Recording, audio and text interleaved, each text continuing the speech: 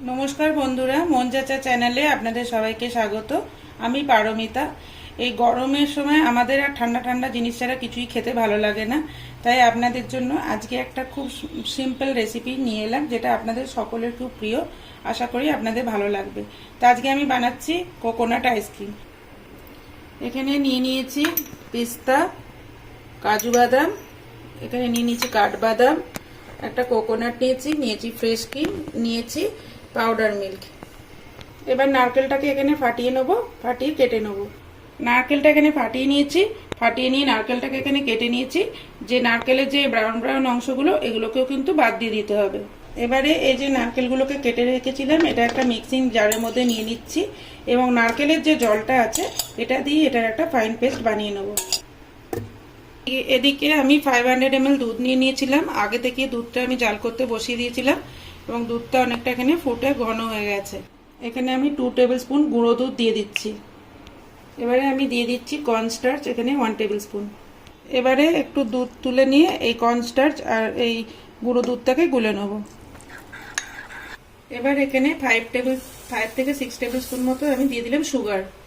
এবারে এখানে কোকোনাট ওয়াটারটা দিয়ে এটাকে ফাইন পেস্ট বানিয়ে নেব।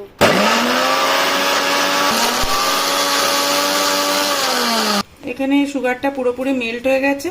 এবারে যে কর্নস্টার্চ আর যে গুঁড়ো দুধটা গুলে রেখেছিলাম ওটা এখানে দিয়ে দেবো।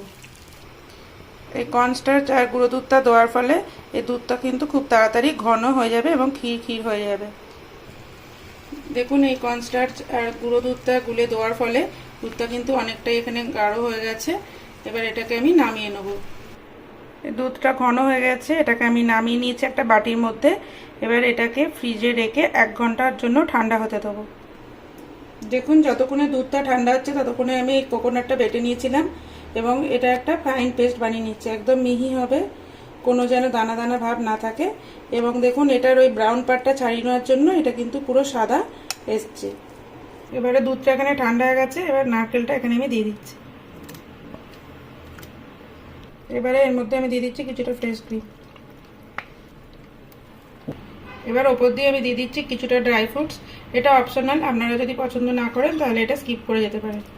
এবার সবকটা ভালোভাবে মিশিয়ে নেব। সবকটা উপকরণ খুব ভালোভাবে মিশিয়ে দিতে হবে। এই কোকোনাট আইসক্রিমে খেলে ছোটোবেলার কথা মনে পড়ে যায়। খুব ভালো লাগে কোকোনাট আইসক্রিম খেতে। আমার মতো আপনারা কারা কারা কোকোনাট আইসক্রিম পছন্দ করেন অবশ্যই কমেন্টে লিখবেন। আর আমার রেসিপিগুলো যদি আপনাদের ভালো লেগে থাকে তাহলে please like, share and subscribe করতে ভুলবেন না। সাথে থাকবেন, সাপোর্ট করবেন। এখানে আমি 3টে এয়ারটাইট ডাব্বা নিয়ে নিয়েছি। এই ডাব্বাগুলোর মধ্যেই আমি এটা আইসক্রিমটা বসাবো। আপনাদের কাছে যদি আইসক্রিম মোল্ড থাকে তাহলে আপনারা সেটাও ইউজ করতে পারেন। এখানে এই ডাব্বাগুলোর মধ্যে আমি বাটার পেপার দিয়ে দিয়েছি, যাতে যখন কেক এই বক্সগুলোর মধ্যে এয়ারটাইট বক্সগুলোর মধ্যে আমি বাটার পেপার লাগিয়ে দিয়েছি, যখন আইসক্রিমটা জমে যাবে যাতে খুব ভালোভাবে এটা বেরিয়ে আসে। এটা ঢেলে দেবো। সবকটা বক্সে আমি দিয়ে দেবো আস্তে আস্তে।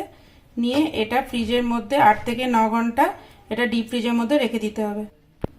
এবারে এটা হালকাভাবে একটু ট্যাপ করে নেব।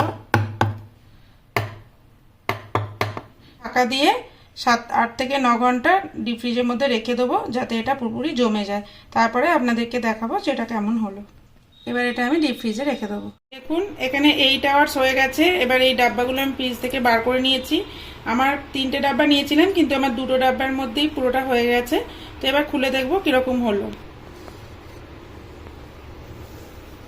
এটা পুরোপুরি জমে গেছে। এবার এটাকে আমি বার করে নেবো। এবার কুলপিটা আমি বার করে নিয়েছি। এই যে পেপারটা ছিল সেটাকে আমি ফেলে দেবো। এবার এটা সাইজ করে কেটে নেবো। আপনারা চাইলে এটা স্টিক দিয়েও খেতে পারেন। তার জন্য এটাকে ফয়েল দিয়ে মুড়তে হতো। তো আমি এখানে স্টিক ব্যবহার করছি না, আমি এটা কেটে কুলপির মতো করেই কাটবো। খুবই টেস্টি ক্রিমি কোকোনাট আইসক্রিম এখানে রেডি হয়ে গেছে। ইউটিউব ফ্রেন্ড, ওর নাম শ্রেয়া, ও জার্মানিতে থাকে। ও আমাকে রিকোয়েস্ট করেছিল বেশ কয়েকটা আইসক্রিমে, তার মধ্যে আজকে আমি একটা আইসক্রিম বানিয়েছি। বাকি আইসক্রিমগুলো আপকামিং ভিডিওতে দেখা যাবে। তো আজকে আমি কোকোনাট আইসক্রিমটা ওকে ডেডিকেট করে বানালাম। আপনাদের কাছে রিকোয়েস্ট রইল যে আপনাদের যদি আমার রেসিপিগুলো ভালো লেগে থাকে তাহলে please like, share and subscribe করে দেবেন, সাথে থাকবেন। Thank you for watching.